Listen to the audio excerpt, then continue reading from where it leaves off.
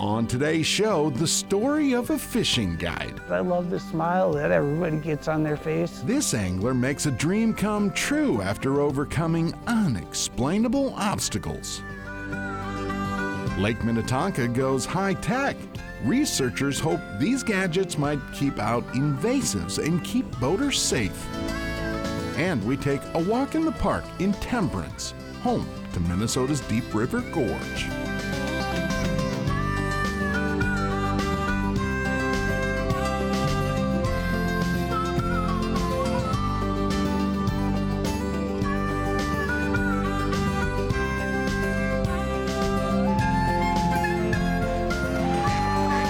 Minnesota Bound.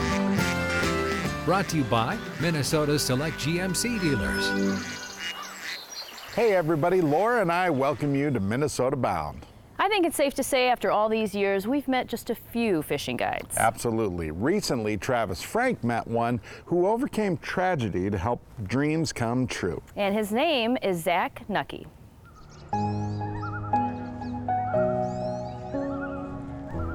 On Fish Lake near Duluth, Minnesota, unmistakable sounds call anglers to the water. Growing up, Zach Knucky always knew he was called to this water to be a fishing guide. What he didn't know was the path he would take to get here.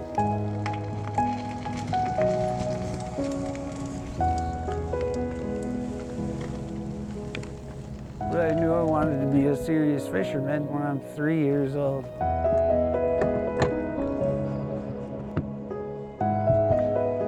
I think we're ready to launch. Good morning. Ready to go fishing? Yeah, let's go fishing, hop in the boat. Following his outdoor passions came easy until one unforgettable winter day.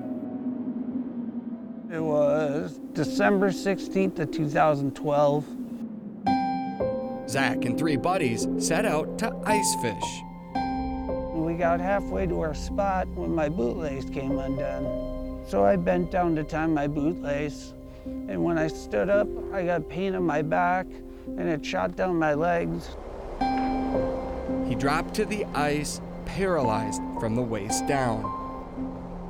It was scary. I guess I can't even put it into words. Zach suffered a rare spinal cord stroke. I remember sitting in the hospital with them and him looking at me and saying, "Dad, I don't want to be like this."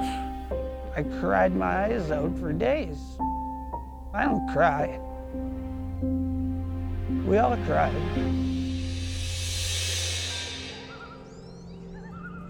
After that, I decided it's time to get to work. Zach spent more than 150 days in the hospital and hundreds more at the Courage Kenny Rehabilitation Center in Golden Valley, Minnesota. There, he learned to walk again. At one point, I was able to walk over a mile in a walker. He just has such courage and such strength and a lot of faith. His faith gave him the ability to walk, but a pinched nerve once again took it away. He just gets knocked down. You know, he's lost everything. He's lost his strength, his ability to walk, his ability to do anything. But he never lost sight of his dreams. He gets up and he goes again. In 2014, he started building custom fishing rods.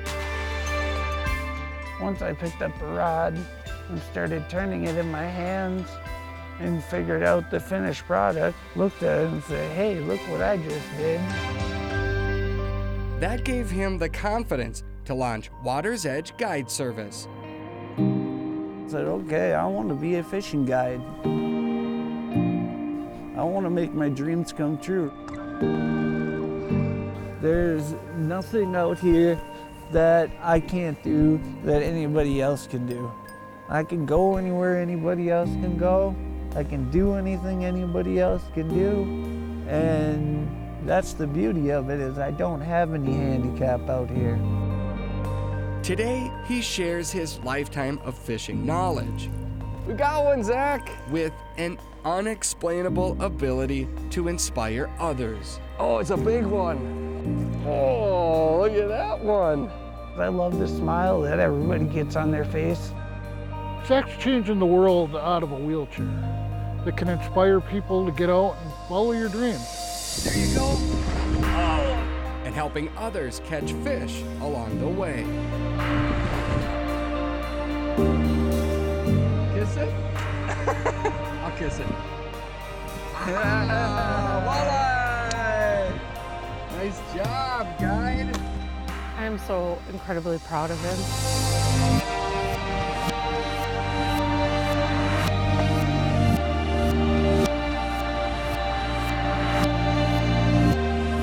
Zach Knucky lives each day by a simple motto. You gotta live life, and you gotta live it happy. Because dreams that may seem impossible can always come true.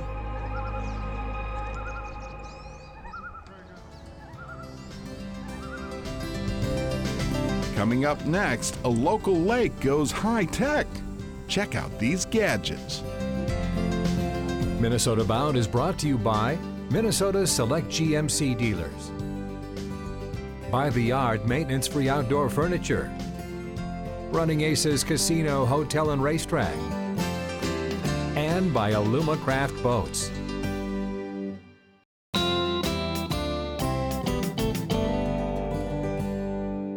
If you boat on Lake Minnetonka, you may have been noticing a few changes out there. Changes in technology. Who knew lakes could go high-tech? Kayla Wagner rarely gets real downtime. I am enjoying this, believe it or not. Lake Minnetonka boat launches normally keep quite busy. But not so much today. So Kayla catches up on her chores. It's like overachieving work when I'm like really bored. The work of a water access inspector. State and county workers have long tried to help boaters get the message. The problem, right there. Boats and trailers spread non-native and invasive species of weeds and critters between our bodies of water. Lakes, Minnesota, it's our culture. We love them. And invasive species are a threat to what we love about our lake. Exactly why so much work continues to try and stop aquatic invasive species, what experts call AIS. Hennepin County Invasive Species Coordinator Tony Bruff wants lake users to get the message. So much so, he helped turn Tonka into Minnesota's first high-tech lake. It's a multiple partnership between the Water Patrol, emergency management, and environment and energy. Giant monitors now hang on display along a few of the lake's busiest channels and boat launches. We can change the messages from our phone, from our computer, and half the time it will be an AIS prevention message. Reminders about keeping invasives from spreading. Oh, and the screens offer up daily weather updates too. Emergency management down at Medina can immediately override all the messages and say tornado warning and keep that posted until that has passed. One nice little thing, they turn off the monitors 1/2 hour before sunset. After all, they don't want to screw up your sunset cruise. Everybody coming through that channel or fishing there has to know about aquatic invasive species. They have to know about safe boating practices, and 100% of them are the ones, are the audience that we're trying to hit.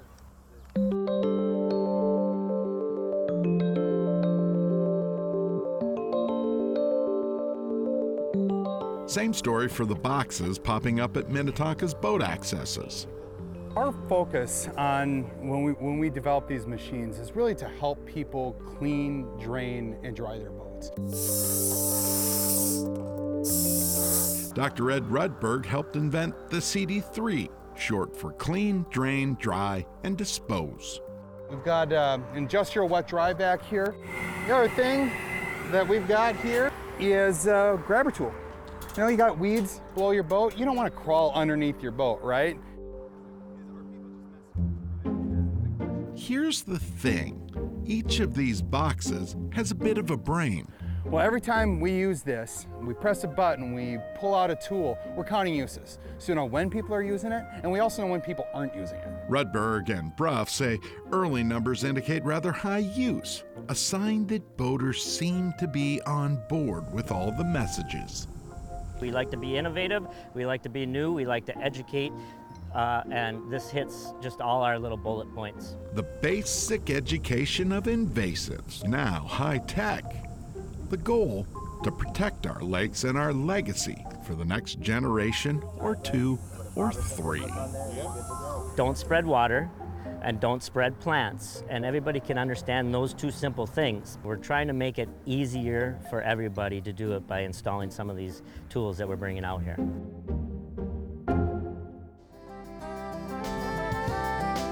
Still ahead, we take a walk in the park at Temperance River. And later, volunteers climb sky high so we might learn more about eagles.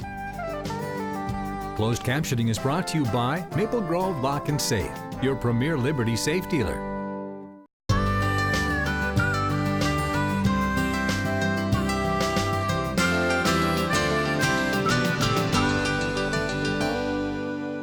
Up next, it's time to take a walk in the park up along the North Shore in one of our favorite state parks.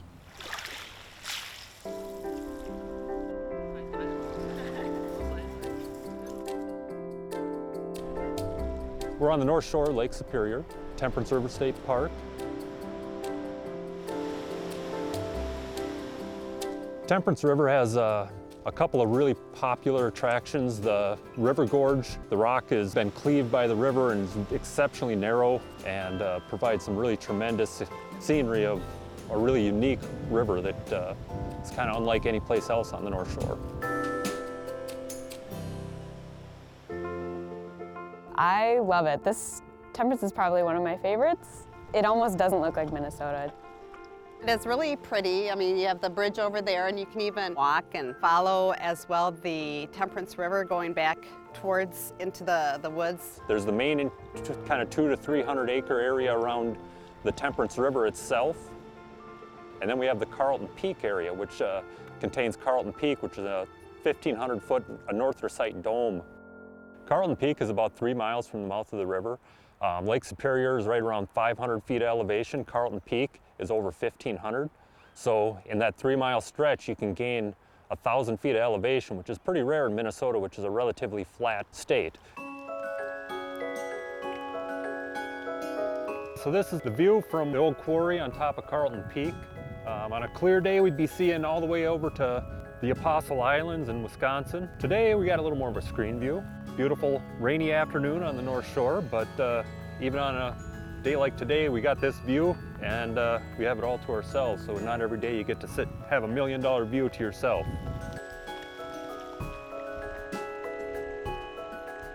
I wouldn't let a little bit of rain get in the way of enjoying yourself. It just brings out a new character. The greens are more vibrant, the sounds are different.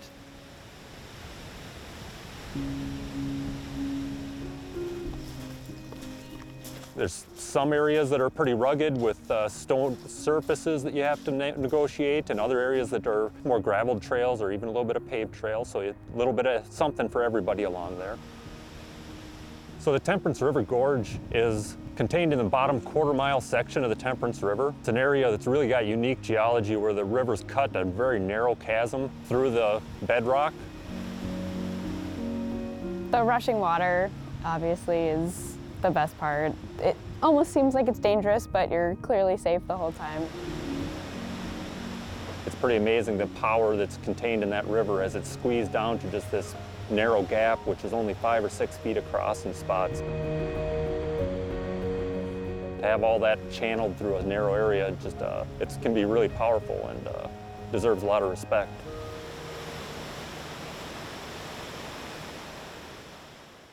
How to describe it? Temperance River, it just has a lot to offer with everything from the lake shore to the Temperance River Gorge, which is really unique. And then you have Carlton Peak, which provides these vast views of the area around it. You know, amongst the 3 parks that I manage, Temperance has got kind of a special place for me. It's especially in the mornings and evenings when things are a little quieter. It's really peaceful to sit by the river and along the lake shore. If I were to ever move away, this would be one of my places to definitely come back to see. A lot of people haven't been up here who live in Minnesota, so I would definitely recommend it.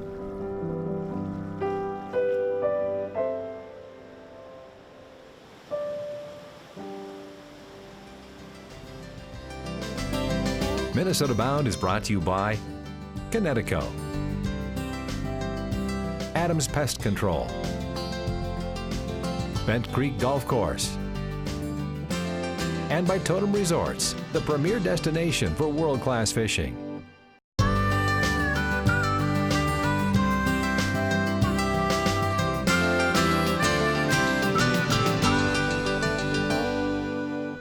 Today's Minnesota Bound Classic takes us to Voyageurs National Park, where researchers hoped to better understand bald eagles. That work took hard hats and awfully long climbing ropes.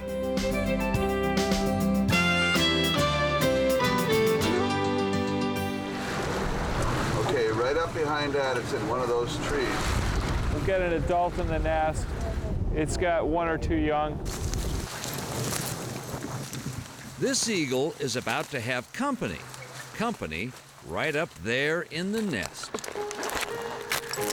What we're doing is we're banding eaglets, the young of the year that are 6 to 9 weeks old. Hey guys, how you doing up here, huh? You don't mind if I come up, do you? There. That's not so bad. High atop a red pine in Voyageurs National Park, a pair of newly hatched eaglets are coming to Earth for their own good. There we go. Good baby. We're trying to determine the health status of these baby eagles. Okay, now I'm going to measure the 8th primary, and this will help us age it. And we collect a little blood sample and feather sample to take a look at environmental contaminants in the blood. We also take a look for West Nile disease, and we're trying to track its incidence across the Midwest. Right. We put metal bands on both of their legs, a silver one for the Fish and Wildlife Service and a colored one to tell us that they're from Voyageurs National Park. You can see the tail, and it's almost fully developed, pretty much. As for the job of climbing the tree and staring into the faces of baby bald eagles, whoa, nothing like swaying around in a dead top tree.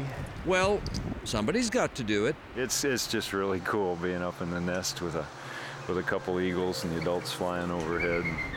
Why the concern with so many bald eagles now soaring over America? Call it a history lesson that eagle lovers haven't forgotten. Well, when we started back in 1973, I think we only had 10 known nest sites in the whole area that we were told about from the DNR and the Forest Service. Now, for more than 2 decades, 31.9. Bill Bowerman has studied and monitored the health of our nation's national emblem, usually assisted by his students. What happens to the eagle will happen to everything else in the ecosystem. So by studying the bald eagle, we're getting an idea about the health of the Great Lakes ecosystem. Looking at one of the tail feathers for the adults, they molt about 1/3 of the feathers every year. And so we'll be able to measure mercury in the feathers. Hello. All right, we got a female here. 140 looks like, huh? We generally say if it's 140 or above, it's pretty sure safe. It's a female. Yeah. And 130 or below, it's a male. Tracking the state of eagles is also not just for eagles. There are sentinels. There are canary in the coal mine. They're telling us how the environment is. A lot of it's going better. We still have some bad spots, but overall, they're telling us that it's getting better out here. That is better for our nation and, hopefully, better for us. And for sure, better for the eaglets back in their nest again. As I understand it, some of that research is still happening now. Very cool and yet so important. That's right. Well, that about does it for us this week. Don't forget to check out our Facebook page, Minnesota Bound on Facebook, and drop us your favorite story ideas. Until next time, introduce a kid to the great outdoors. Transportation provided by Premier Transportation. Call 1-800-899-7433. To get more Minnesota Bound, including full episodes, go to mnbound.com. And to follow our latest adventures, like us on Facebook.